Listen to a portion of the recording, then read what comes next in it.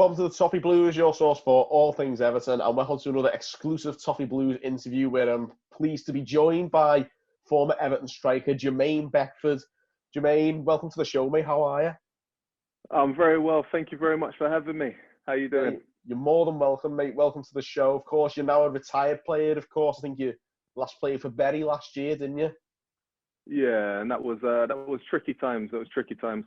I had a couple of bad knee injuries. I wasn't able to help the club out of the nightmare of administration and then falling into the oblivion, literally. So it was tough, mate. It was tough. It's a very sad sort of way to bow out, really. You'd like to have gone out on a higher note, I'd imagine. Yeah, absolutely. Do you know what? It was three major knee operations kind of finished me off a little bit. If it wasn't for the operations, I could have probably carried on playing. I would have carried on playing if I'm honest. You're not that old, are you? How old are you? You're only like 34, 35? I'll take 34. I'm 36. I'm 37 this year. Oh, not bad. Yeah, mate. Not too bad, huh? Look at me getting on here with me flattery. There we go. I'm loving it.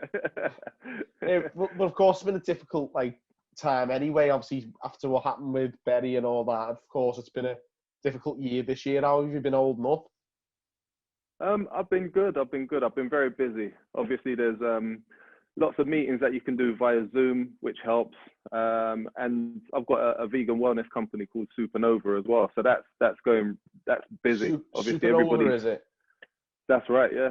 And everybody's been stuck in the same sort of situations where they're not able to get outdoors.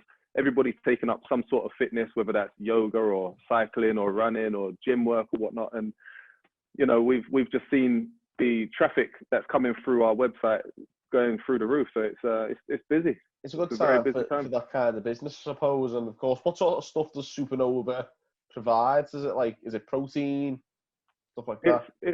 It's very similar to a protein. It's a protein-based powder. So but just without any of the rubbish in there. So there's no gums or fillers or preservatives or sugars. Nothing artificial. It's all natural. It's all pure.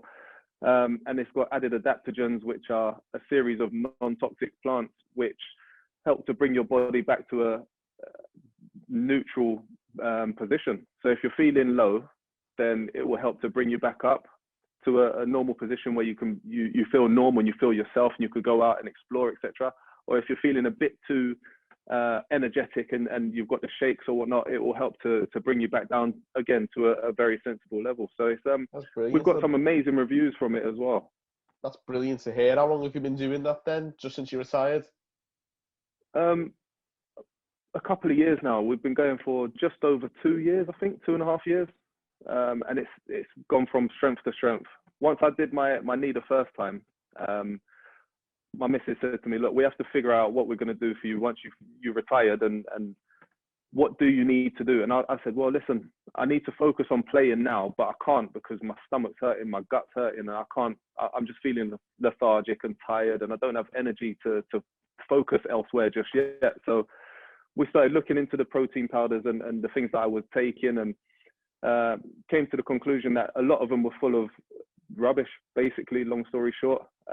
So we started concocting our own little powders for me to take that will give me the protein base that I need, but also something else that would help me to elevate myself to become a better person and better professional. And that's kind of where it started. That's fantastic. And like you say, it's going from strength to strength. It's obviously been a very good year in that respect for you, and it's great to see that you've we often talk about players when they retire and where do they go from here. It's great to see that you've found a very good course to sort of pursue for the rest of your life. It seems it's a really good little business you've got going there, man. That's by the sound of it. So thank you. Do you know what? Another part of it as well is when professional footballers retire, because you're stuck in a routine, you wake up in the morning, you go to breakfast at the training ground, you go in the gym for half an hour before training, you go out to train, you finish training at 12:30, you go in the canteen, have some food, then another hour later, you're back in the gym. You've got a routine there. When you retire, that routine just disappears. It's a massive come down, I think, from huge huge. And there's so many football players that end up depressed or divorced or bankrupt because they're sitting at home bored. They've got this money, they don't know what to do with it, so they find a way to amuse themselves, and they end up spending it on things that they don't necessarily need, things that they think they need to keep them happy.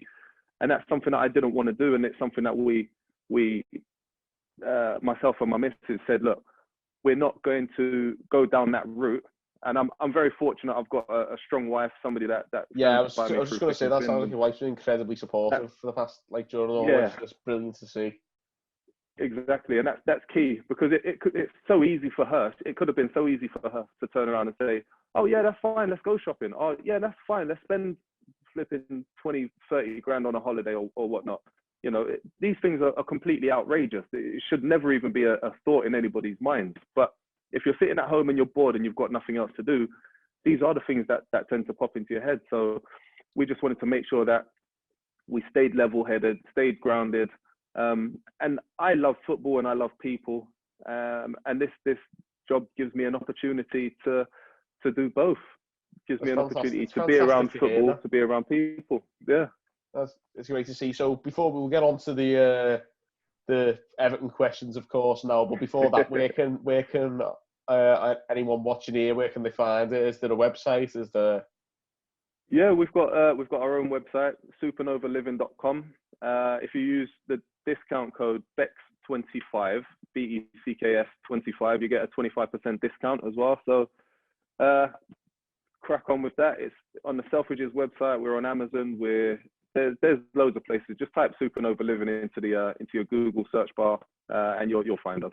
Fantastic. Well, there we go. If anyone's out there wanting to, get in shape, I'm pretty much speaking for all of us there, I think. But yeah. And feel good as well. And feel good. That's one of the key things. Feel good as well, mental strength and gut health. That's what we're here for. Fantastic, mate. It's really good to hear that you're doing so well. Of course, we'll go on to your Everton career, but before all that, we'll start with the season before that, of course, with Leeds United. You've been at Leeds a couple of years, and still to this day, you see it as a legend of the club. You helped them beat Man United, which is always a big game for Leeds at any time. But obviously, Leeds were in League One at this point, and you went to Old Trafford and won in the FA Cup in 2010. That was a fantastic moment for you, surely. It was unbelievable. Do you know what? Because my old man, my dad's a Man United fan as well, so it was twice the pleasure for me. He was there, he was enjoying the game, watching and cheering his son on, and then all of a sudden, was he in the Stretford end? I think he might have been in the Stretford end or right in the corner, the end where I scored. And he's obviously in with the Man United fans. The ball fell to me, I put it in the back of the net. I ran off celebrating, and he was the only person in the United end that jumped up and went, yes! And then he realised what he did, and he sat down straight away. He said, look, I'm a Man U fan, but that's my son. I don't know what to do, so please just leave me alone. So yeah, it was amazing. And you know what, Leeds have given me so much. They've helped me to learn and grow as a person, as a man, and as a footballer as well. They kind of gave me that foundation to help me on my journey through the leagues. That's brilliant to see. And of course, you ended up moving to Everton in the summer of 2010 on a free. When did you first hear the interest? You hear rumours all the time. So I know that David Moyes was floating around in November, December, January sort of times. So I just said, sorry, a little bit sidetracked there. I'm in the office, and a couple of the girls walked past and just waved, being silly behind the window. They're still being silly now. So I heard a little rumor that that David Moyes and Steve Round were watching me around about December time, January sort of time. So I knew there was interest there.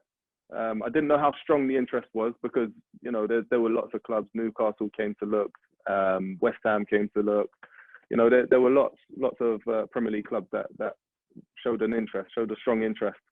It wasn't until right towards the end of the season where my agent said to me, right, what do you want to do? Because you've not been offered a renewal at Leeds in terms of your contract. These are your options. You decide, the ball's in your court. I looked at the different clubs that were there. I saw Everton, and I thought to myself, mate, there's no way I'm turning this down. Everton are phenomenal. You know, there's a lot of similarities between Leeds United and Everton in terms of the fan base, in terms of how welcoming everybody is at the club. You know, that's the fans, that's the security guards, that's the girls in the canteens, that's everybody behind the scenes. You know, so I just said, it's for me, it's just got to be Everton. And I from day one, I felt like I'd been at the club for a year. You know, from the very first day. Yeah, it was amazing. It's interesting. You said some big names there, wasn't there? Like the likes of, you said, like some of the teams like West Ham, Newcastle. What sort of put Everton head and shoulders above them? Just knowing that, because I know Victor Anachabi, my agent, and Vic Anachabi's agent are the same guy. Obviously knew Vaughan as well, James Vaughan. There were a lot of players at the time. Tim Cahill as well. There were a lot of guys back then that I sort of already had an affiliation with. So from speaking to those guys and having been to Goodison Park as well, I had a chat with Victor and Victor Anachabi. He showed me around. He showed me how things were, because he'd been there since a little boy as well. So from everything he said to me, it really aligned with the path that I was on while I was at Leeds United. So it seemed like it would be a seamless transition for myself. Yeah, it really was. You said James Vaughan as well. I think I spoke to him myself a couple of weeks ago on here as well, on this channel. So yeah, I think he was saying like it's a very sort of family vibe, isn't it, Everton? Absolutely. That's what I mean. Like straight away, as soon as I walked through the doors, I felt like I'd been here ages. The other thing is, because when I signed, we only had like 2 or 3 days training at Finch Farm. And then straight after that, we were off to Australia for like 3.5 weeks. That's you know, right, so yeah. you've kind of got no choice but to get to know all these people on a personal level, and it helps so much because there's no outside distractions. You're almost in your own little bubble, which was amazing. It just sort of expedites things, doesn't it, when you go on these sort of training camps in your first couple of weeks at the club? Yeah, absolutely. As I mentioned, there's no outside distractions. There's no getting away from anybody. You know, once you finish training, you're not going home into your own little section, into your own space where you're not going to be distracted, or you're not going to be interacting with these people, because they're all new friends, so to call it. But when you do go away, you're either rooming with people who are in the same sort of positions as you, so you build that bond, or you're rooming by yourself, but there's always some social event that's going on. So you're constantly immersing yourself with all these new people, different people. And obviously within the football industry as well, there's a lot of banter that goes on, you know, and lots of pranks that happen as well. You talk about banter and pranks. I was actually going to ask you about that, because I was saying we spoke to Vaughan the other week. And also I'll have to touch on the fact that when you played together at Huddersfield, you played very well together, didn't you? Yeah, and then Bury as well. Yeah. But of course, so we've had 3 short stints together. Yeah, so you've obviously got on very well, and I like I said, I spoke to James Vaughan on here about like the Everton team and I was saying the vibe in the dressing room. But we were talking about Leon Osman. He was supposed to be the prankster of that dressing room, and Tony Ibbott was the silent assassin. That's kind of what he said. Absolutely nailed on. Absolutely nailed on. I remember Ozzy, he said to me, the first day I signed, he said, if Phil Neville ever comes for you, if he ever tries to have a little bit of banter with you and you're not quite sure what to say, just say, no worries, I'll go and have a word with Julie in a minute. Julie's his missus. But I didn't know how he would take it. Ozzy was just like, no, he's fine. He's one of the lads. He's so laid back. He loves the banter and all that sort of stuff. So like, I'm chilling out. We're having a laugh and a joke, a little bit of banter in the change rooms. And Fizzler said to me, he said, I can't remember exactly what he said to me, but it was, you know, it was something that I wasn't quite prepared for. And I was like, no worries, Fizzler, I'll go and ask Julie now. Mate, I saw the whites in his eyes and I said to myself, oh my gosh, no, it was a joke. I'm so sorry. That's all. Just on the wind up, is it? Well.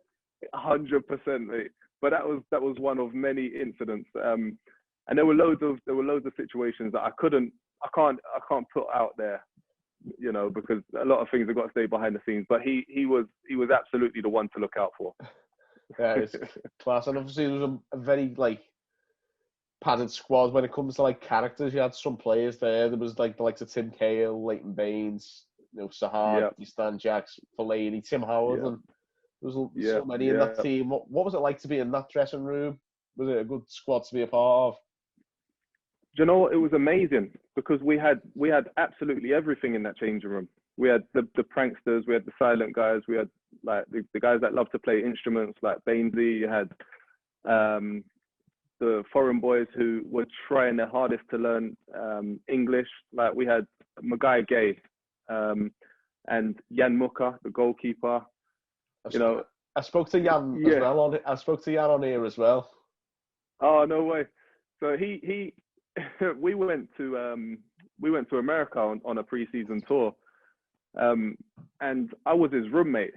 And I don't know if you remember him so much, but he was like big, he's aggressive looking, and he's quite intimidating. He's quite an intimidating character, and he's very forthright in his vocal in what he says and how he says things. You know, he's very funny but very dry.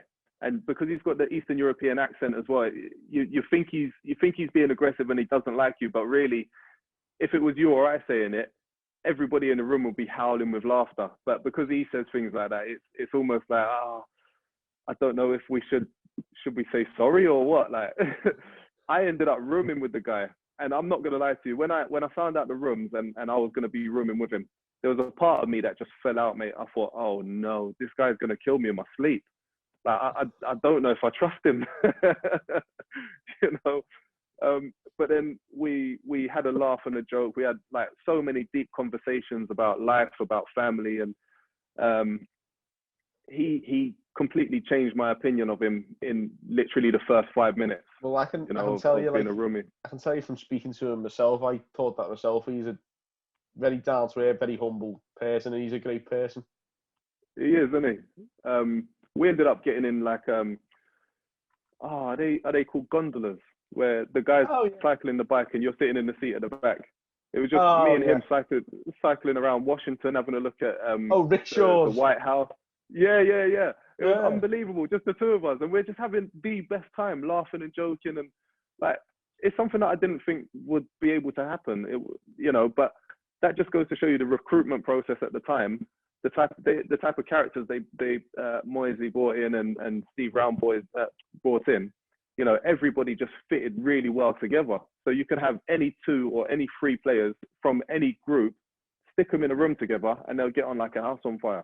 It was brilliant, so much fun. It was testament, I think, that to the recruitment at the time, and unfortunately, I don't think it's been quite as good in recent years from us. But it doesn't seem so, does it? Yeah, David Moyes, though, he did seem that if, for whatever you say about him, he got that absolutely spot on his recruitment, and in terms of getting the right characters for the dressing room, you couldn't do much better, really. Yeah, absolutely. And of course, you made your Premier League debut. You come off the bench in a 1-0 loss to Blackburn, and then you played your first start against Wolves a week later, which was a 1-1 draw at Goodison. What was it like to finally play in the Premier League? I mean, of course, it's worth remembering that in 2006, as recently as that, you were playing in non-league for Wealdstone. That's right, yeah. And in four and a half short years, I was playing Premier League football. It was absolutely unbelievable. You know, the phrase "dream come true" is a phrase that's been well overused for so many situations and instances. But since I was a little kid, as early as I can remember in my life, I've always wanted to play in the Premier League. I'd always wanted to play professional football. And, you know, in 2006, when I signed for Leeds, I was able to make the first part of my dream come true, where I was now a professional footballer. But then in 2010, I was able to make the next step, the next part of my dreams come true, where I actually got to play Premier League football against some of the best football players in the world, and with some of the best football players out there as well. So it was absolutely incredible. it was something that I tried not to let the occasion get the better of me. You know, I think I had a pretty good season, pre-season, scored a couple of goals. Go on against Preston, didn't you? Yeah. Everton, Chile as well. I think I got one against those boys, which was quite fun. So yeah, I'd found my shooting boots in pre-season, but I think it took me a little while to get my first one in the Premier League. It did. It came in November. I was actually at this game, and to be honest, I think we were absolutely dreadful. We were getting beat 1-0 at home at Bolton, and then 94th minute, I think you saved us. You come on in the 81st minute and scored an absolute worldie.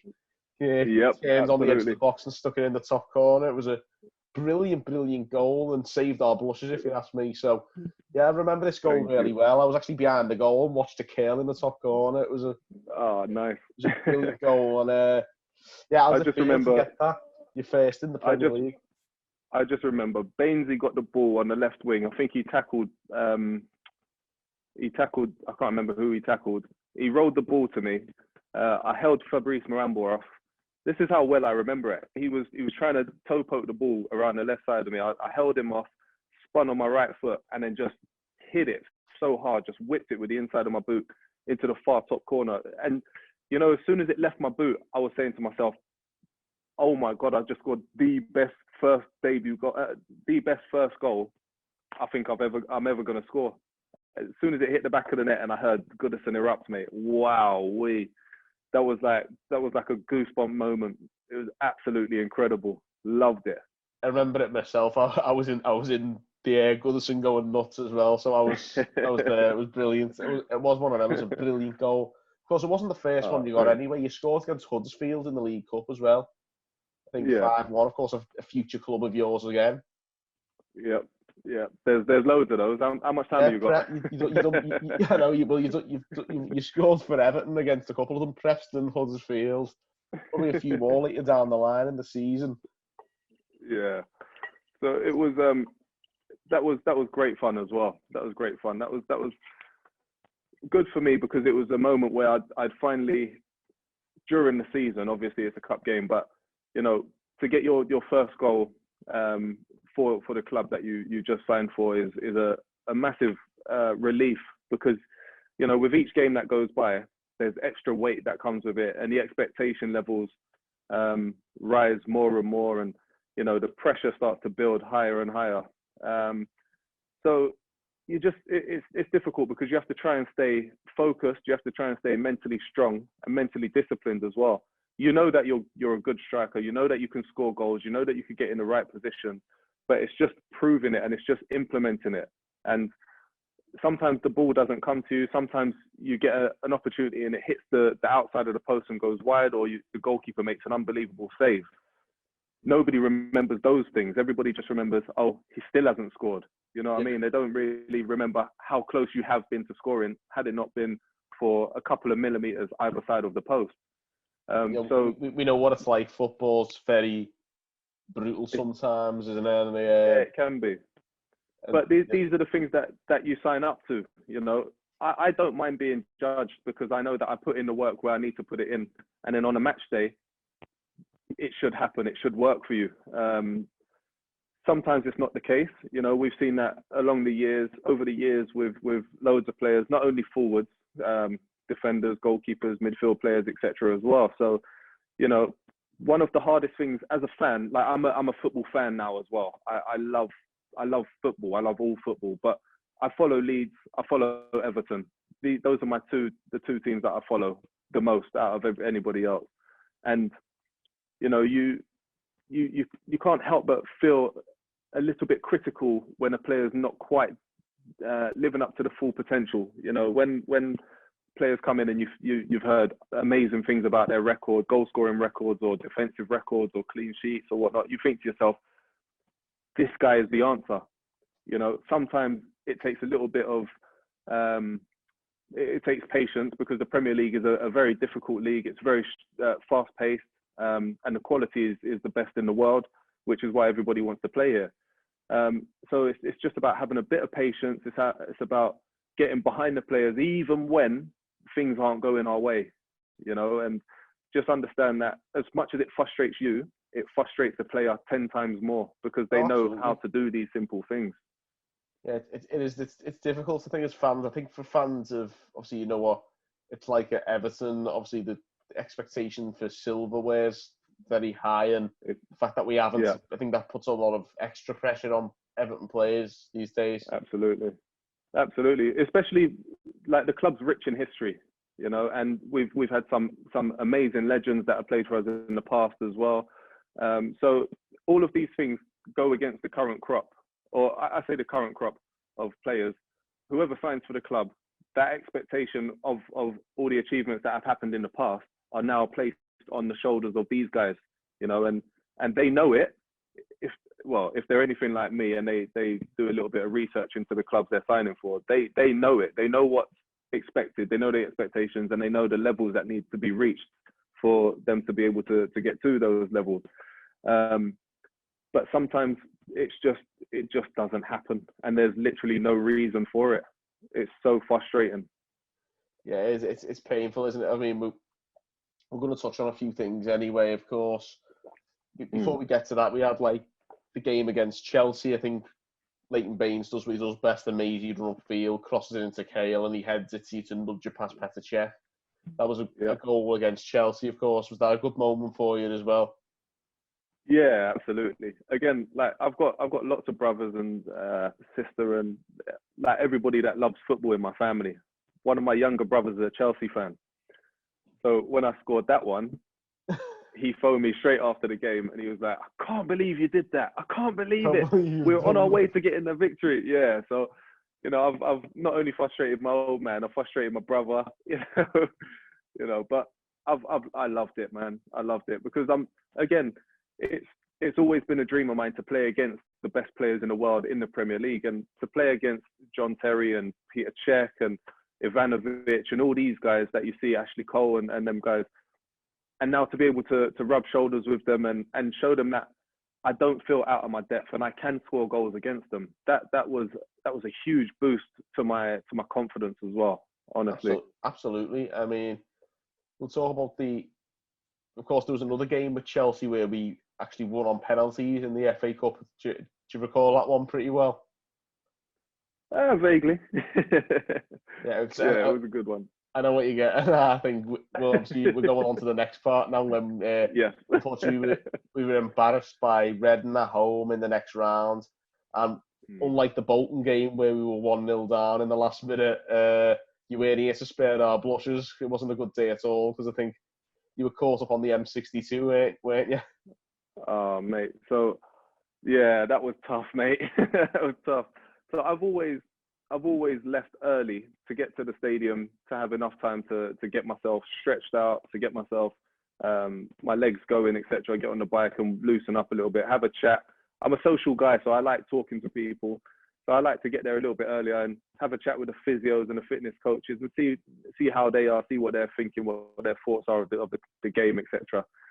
So I've left a little bit earlier to go to the game, and I've jumped on the M62 from from Cheshire, and then I've just hit a roadblock. There's been a massive multi-car pile-up, and there's nowhere for me to go. I'm halfway between junctions. I can't go anywhere. So I phoned ahead. I said I think I phoned Roundy. I phoned Steve Round.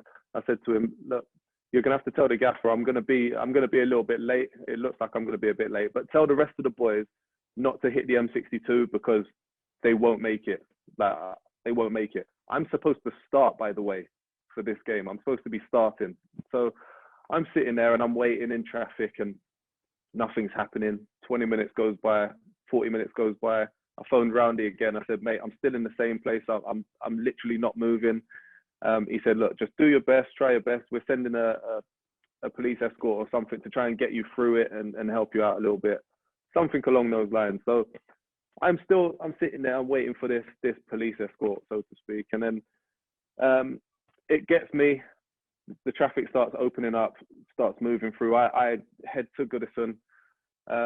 I get to the car park's heaving with fans. They're all looking at me a little bit puzzled. They're like, aren't you supposed to be playing today? Because I think the team sheet was, Moisey told everybody that I was starting the day before or something. So I'd walked in, gone through gone onto the pitch, gone pitch side, walked around the stadium. Stadium's full of fans. Everybody's clapping and cheering. And I'm thinking to myself, mate, I'm looking at the watch. It's 5-3. 5-3. We're kicking off at 3 o'clock. Or was it? No, it wasn't. It was later than that. Was it a night game, that one, if I remember rightly? Yeah. So I was 5 minutes before kickoff. So I literally, as I'm walking through the tunnel to go and get changed, all the boys are walking out of the tunnel. That was the most embarrassing moment I've had in football. Because everyone was like, how was it for God, you? Was it like, did it feel like a kid being late for school, like getting in trouble? Oh, mate. Yeah. Do you know what it felt like? It felt like it's your first day at school and you're late. That's what it felt like. And you've not got your school shoes. You've got like odd trainers on. That's what I felt like. I felt so out of place in that moment. I thought to myself, oh no. How did the boys take it? Really, really well. He fined me a week's wages. Absolute nightmare. I couldn't believe it. I was devastated as well because I did everything right. I tried to get there early. I gave them warning not to let anybody else follow the M62. I got there late. I could have turned back around and gone home, you know, had I had the chance to. But I decided, look, I need to be there with the boys. If I can get on the bench, great. If not, then I'm going to sit there and watch the game and try and enjoy it. But it just wasn't to be the case, mate. I was fuming. Oh, it's such a shame, and you know, it's what it is, I guess. But of course, David Boy, say he finds you a week's wages. I remember you two had a bit of a disagreement after you scored against Wolves as well, didn't you? I think you got subbed off. Wolves away. Yeah. Yeah, it was a really good performance, you know what? That as well. It was a good game. But if I'm honest, I didn't prepare correctly in terms of my food. So earlier on in the show, I mentioned to you about having gut problems with the protein powders and all that sort of stuff. Mm-hmm. And that was one of the days where I really felt the negative effects of it. So I pushed myself to the limits, and I just couldn't go anymore. So I signaled to the gaffer. I was like, Gaffer, you're not gonna like this, but I am goosed, mate. I need to come off. I'm so sorry. And obviously he's made the sub, but he's anticipated me playing the whole game. I think he was trying to rest. I think, was it Louis? Did he bring Louis on? I think Louis Saha probably, or yeah. Must have been, yeah. But he wanted to rest him because I think he played the game before and he was going to play the game after. So he was a little bit annoyed with me for that. So this was the Easter fixtures, wasn't it? I think this was on the Easter Saturday. Yeah, so it's quite busy. Yeah.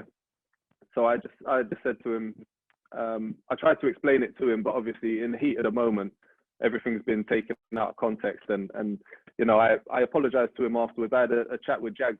I think Jags was on the bench as well during the game, and he said, look, just relax, bring yourself down, calm yourself down a little bit, and we'll just have a chat with him in the change rooms afterwards. I had a chat with him afterwards, and I explained the situation. He was cool with it, but he just said, look, just know we're always being watched. You're always on TV. Your reaction's going to be blown out of proportion, regardless of what you say or what you do. So just be aware of that. Just be mindful. Yeah, of course. So it was a lesson to be learned, mate. Yeah, I mean, I think it's a different. Obviously, for someone, I think coming maybe from like non-league, League One, and making that step up to the Premier League, there's cameras literally everywhere. Yeah, but you're not giving a heads up on it. Social media doesn't miss a thing, does it? Not at all. You're on Big Brother 24/7, and that's something that I didn't realize. I mean, I think this was back in 2011. It probably isn't as intense as it is now. I mean, it's insane now. Literally nothing gets mental past the eyes of social media, does it? Yeah, nothing at all. Honestly, it's phenomenal nowadays. I'm so glad I'm not playing now. Exactly. Wow. You know, you got the best role you can now, ambassador. That's like... Exactly. Now I'm the one doing the judging. Exactly. We've got a few more games to look back through, Jordan, that season anyway. One of them is, of course, the game at Anfield. You scored at Anfield, put us 2-1 up. We still haven't won at Anfield since 1999. That was actually the closest we've been for a long time. And I think we deserved to win that game. I do. I think we were the better side on the day. We offered a lot more, in my opinion. I think we were unlucky. We were just so unlucky. it would have been nice to have been able to come away from there with the win, the 3 points, and the winning goal as well for myself on a personal level. But as things stand, it was honestly one of the best moments I've ever had as a football player, to get a goal against your local rivals in their house as well. To go ahead. That was brilliant. Yeah, I mean, we haven't actually we haven't made too much of a habit of winning against that lot, unfortunately. It's sad, really, looking back, that we won the game earlier on that season and we haven't won it since. Back then I was upset that we won because we couldn't have done the double over them, and now we haven't won a game since for like another decade. It's what are you saying? It's your fault? Oh, absolutely, yeah. And one more game. This was another game that I was in the stadium for, and it was an excellent game. The 5-3 win over Blackpool, where you scored what proved to be the winner. This was a brilliant game, and another brilliantly taken goal by yourself. I remember this really, really well. I was playing in that game, topsy-turvy stuff. Do you know what? For me, I think that was one of my favourite games. Do you know why? Because Blackpool came up. They just been promoted, and that season they for me were one of the best teams in the league in terms of the way they attacked. They showed no fear. They had no worries. They didn't care about anybody, whoever they were playing. Whoever they played against, they were just going all out attack. They had a couple of defenders, a couple of midfield players, and then like 4 or 5 forwards every single game without fail. So they were scoring goals galore in the first half, but their downfall was they blew up in the second half. They just ran out of steam, and they went toe to toe with us for ages, but they just couldn't keep up. My goal, I loved my goal, absolutely loved it, because it came over my left shoulder. I was running through, came over my left shoulder. First time on the volley, left foot, across the keeper. Honestly, again, I know I said it before, but that's up there with one of my favourite goals as well. However, Louis Saha got in my bad books that day. He got 4 goals. Showing you with his 4. He got 4 goals. He should have squared the last one to me, because he already scored a hat trick, and I was wide open for the last one. He scores with the outside of his foot, didn't he? Yeah, it was a great finish. Great finish. And if I'm honest, I would have done the same thing. I wouldn't have passed it to him either. But just being on the other side of it. For you, that. Yeah, but we have got one more goal to touch on, and which one that's going to be. Sunny Goodison Park on the last day of the season, it's down to 10 men, and you're on the edge of your own penalty area. What was going through your head? Just leg it. Do you know what? I'm quick. Nobody's catching me. Just go as fast as you can. That's what I was thinking. Just attack, And watching it back now, I should have just run in a straight line, because everybody was in the middle or on the left-hand side of the pitch, because they were looking to counter-attack. They had a solid defensive line, how they were set up. I think Ivanovic and John Terry and maybe somebody else were back there on the halfway line. And I just went for it, man. I picked the ball up on the edge of the 18, lifted it over Frank Lampard's legs, cut across the pitch, got a little bit of luck in between, around about the centre circle. The ball flew up in the air. Bounced off 2 players, didn't it? Yeah. But when it came down, I brought it down in my stride, which was brilliant. It was so difficult to do, because I was watching it. I was looking up when the ball was coming down, and it was spinning so fast that like to the side as well. It wasn't spinning backwards or forwards where it's easier to control. I brought it down on my thigh, and I put the afterburners on, man. As soon as I opened up, took a couple of big touches. Nobody was catching me then. And again, this goal was another one. Like, you chipped it over Petr Cech, and it felt like it took about 20 years for it to end up in the net. Oh, for you, it took about 25 for me, mate. Flip the neck. Like, as soon as I lifted it over him, I put a little spin on it as well. So I lifted it over him, and as it was spinning towards, it looked like it was going wide initially, but the spin brought it back into the near post. And I watched Petr Cech for the whole season, and I'd seen clips of him when he comes out to save, and when he's on one-on-one situations, and I knew that he liked to commit really early. He gets down low and split his legs. Them off, doesn't he? Exactly. He used to split his legs, but he used to turn at an angle. His arms, his wingspan is massive, by the way. He used to stretch his arms as far as he can. He'd get as low as he can, legs in a split position. So I just thought the only place you can go when he comes out to you is over the top of him. And fortunately, I lifted it inch perfect right over the top of him. And as soon as it nestled in the back of the net, mate, oh my gosh, elation. I was ecstatic. There's obviously that iconic picture now, isn't there, of Leon Osman, like, and you in front of the Gladys Street celebrating, which is an absolutely brilliant moment. I mean, it was a pretty. It wasn't an outstanding season. I can't remember anything particularly mad happening, but it was a very good personal season for you, I think, wasn't it? So first one in the Premier League, and you scored some brilliant goals. And it was a really good way to finish it off, like in front of the fans in the sun at Goodison, and getting that win over Chelsea. It was a really good way to end the season. Incidentally, that was Ancelotti's last game in charge of Chelsea. We were just gonna just touch on this. You know, that's crazy. In that game, Ancelotti gets the sack, and we never saw him again in the tunnel at Goodison. No sign. I didn't have a chance to say sorry. Whatever happened to him? I think he went to Italy, didn't he? He went to Italy after that. And then spent a little bit of time away. He's never been back in the Premier League, has he? No. But listen, I'm glad we got him now, mate. He's top drawer, isn't he? Yeah, absolutely class. I mean, he's made some amazing acquisitions as well. A couple. I'll tell you who's one of my favourites, Alan. Yeah, Alan. I like him. He's really, I don't know how to pronounce it. I think I just say Alan. Yeah. So he's brilliant because he's given us something that we've not had in a long time. That's still holding centre mid role, you know, and he's brilliant. I saw his first game and he just dictated the game. He was brilliant, very clever player.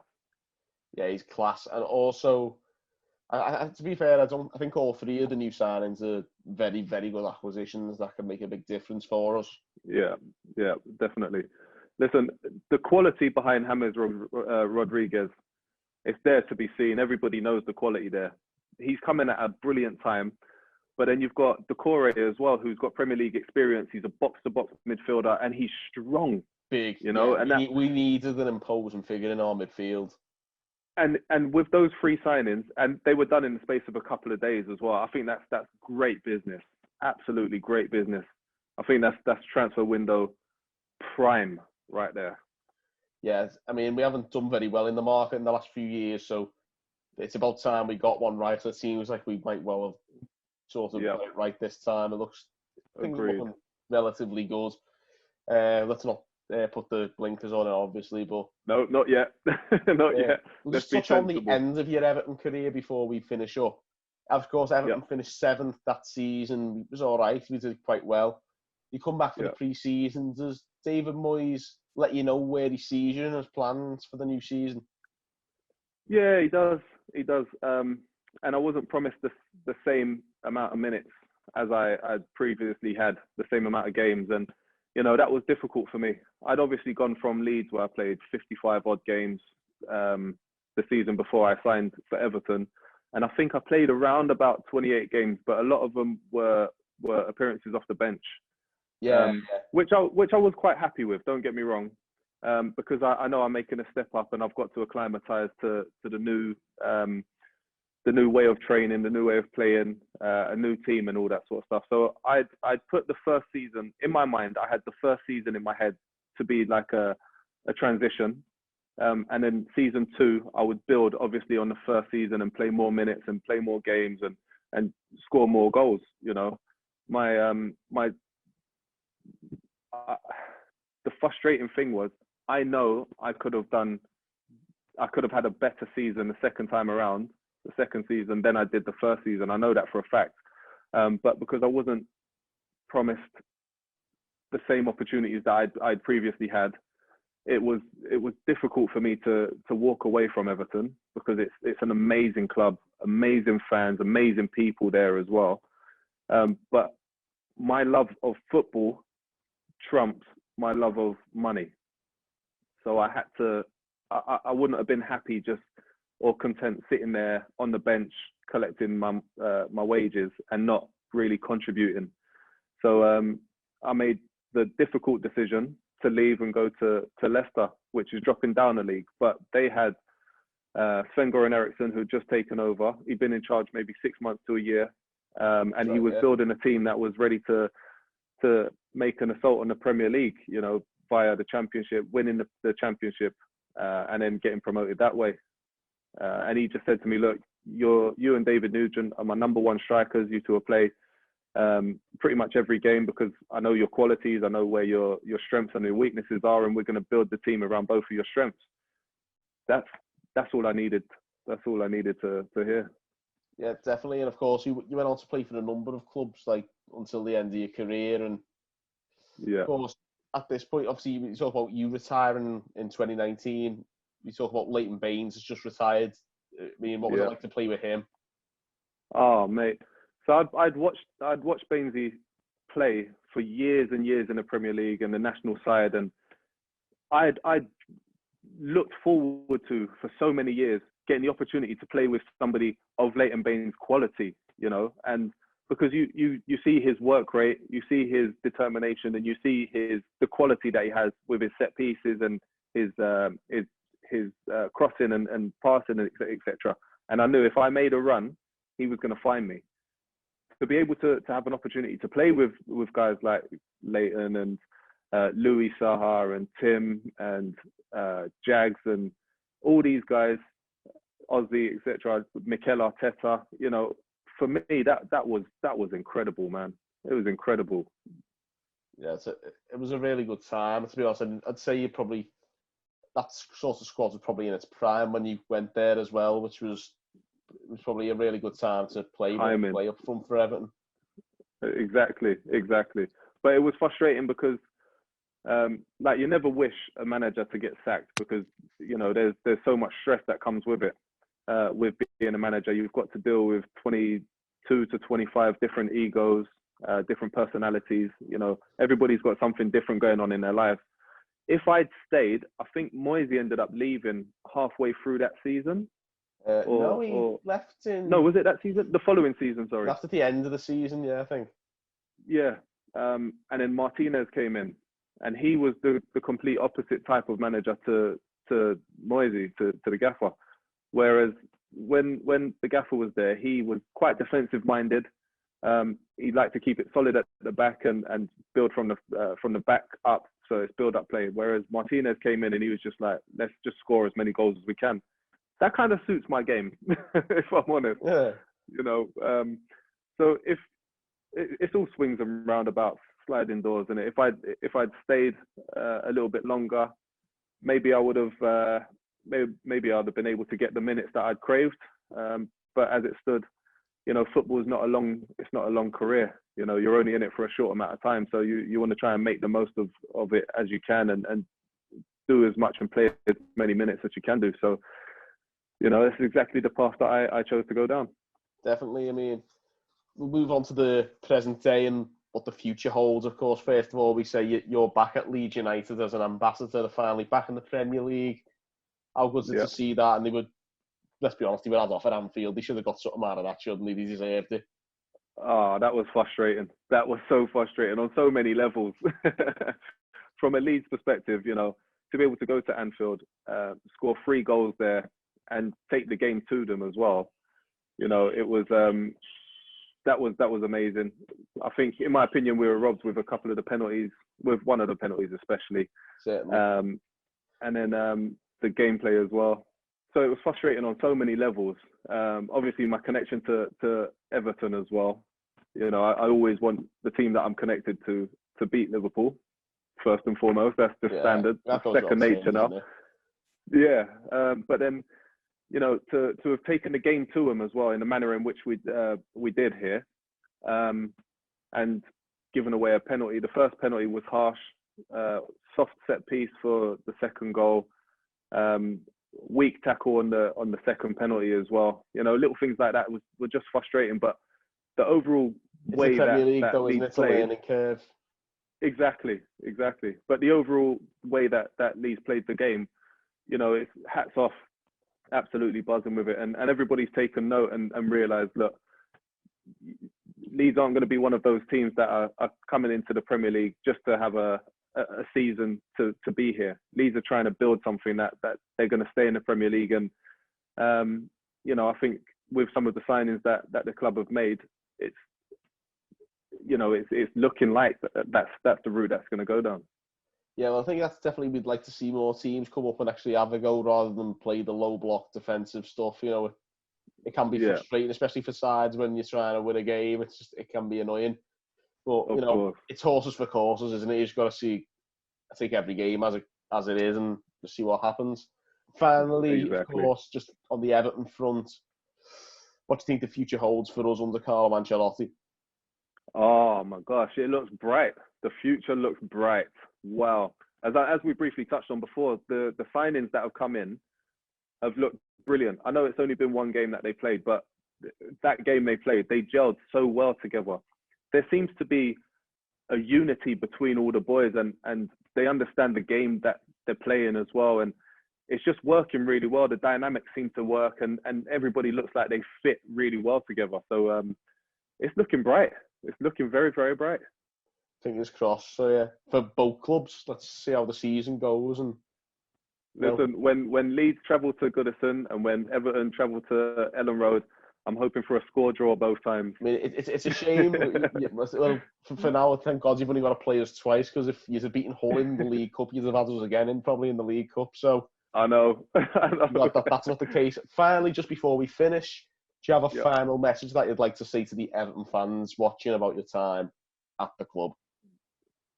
To all the Everton fans that were there supporting us through thick and thin, I just want to say thank you very much for standing beside me, and I hope I've given you some great moments and some experiences to really get the juices flowing, and you know, I really appreciate my time there. So thank you very much for welcoming me in.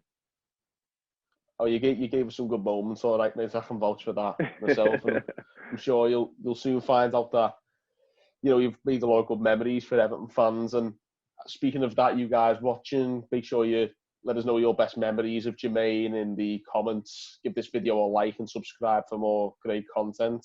Also, have a look at Jermaine's website as well. Don't forget about Jermaine's website. Is it Supernova? SupernovaLiving.com. SupernovaLiving.com. Love that. Yeah, definitely check out that as well. And all that's left to say really is thank you so much, Jermaine, for joining me on the channel. Absolute pleasure. Thank you very much for having me. Brilliant to have you on, mate. And thank you guys for watching on the Toffee Blues. See you later. See you later.